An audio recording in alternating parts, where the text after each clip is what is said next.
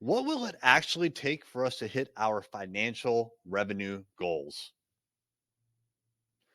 Hey there, it's Erik J. Olson. At the beginning of 2020, maybe even at the end of 2019, we decided that we were going to double the revenue of our company in 2020. We started off very, very strong.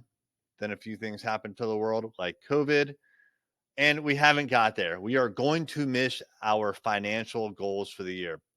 That said, we're doing better this year than we did last year, and a lot of our metrics are going in the right direction. We've had actually a pretty strong financial year, and profitability and things like that are up.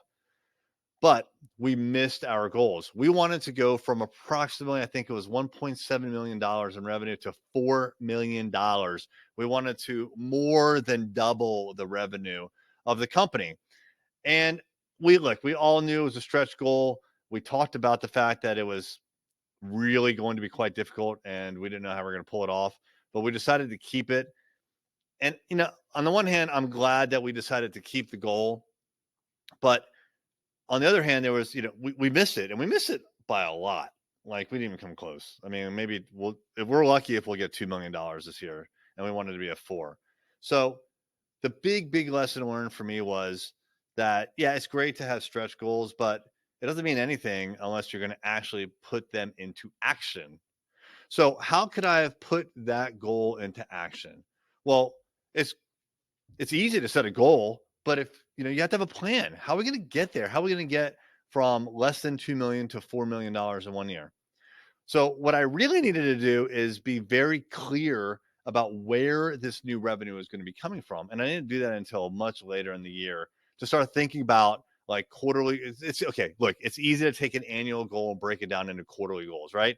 So let's say the quarterly goal was to increase revenue by $500,000 every quarter, which by the way is really, really strong and could be difficult to do. How am I going to do it though? Am I just going to hope that more clients come through and that's my only strategy is to hope? Or am I going to actually put aside money for advertising? Am I going to put aside money for video production? Am I going to put money aside for hiring salespeople? Really, the only way that we get new revenue here, of course, we have a ton of marketing. We have the podcast, we have videos, we have all this stuff that we do for brand awareness, which is great. It drives a lot of our business. But in the end, if the deal is not signed by a salesperson, then it's not new revenue. So what I really need to be looking at is how many salespeople do I need to hire in order for that group of salespeople to bring in the revenue that I need to get up to the next level?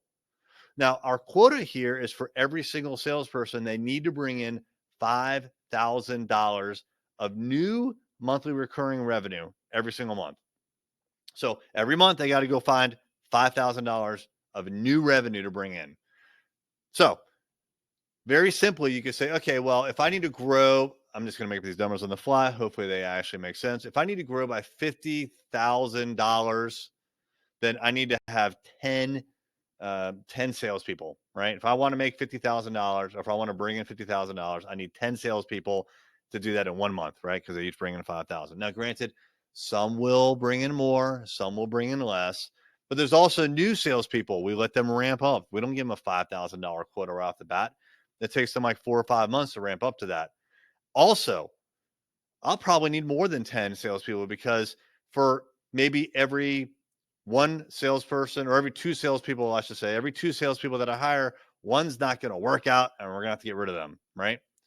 I don't know what the exact ratio is, but it's certainly not 100% of the salespeople work out.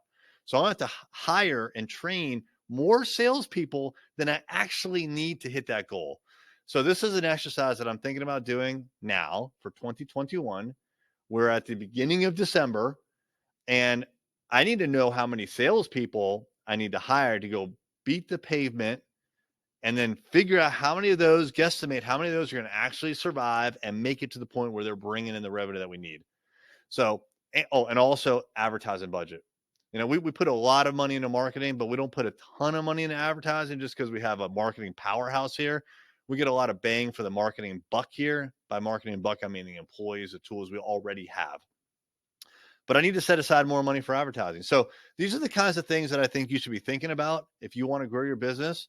Don't just say, I'm going to grow from 1 million to 2 million or 1 million to even 1.1. What's your plan? You need a plan of attack, and then you need to implement that plan.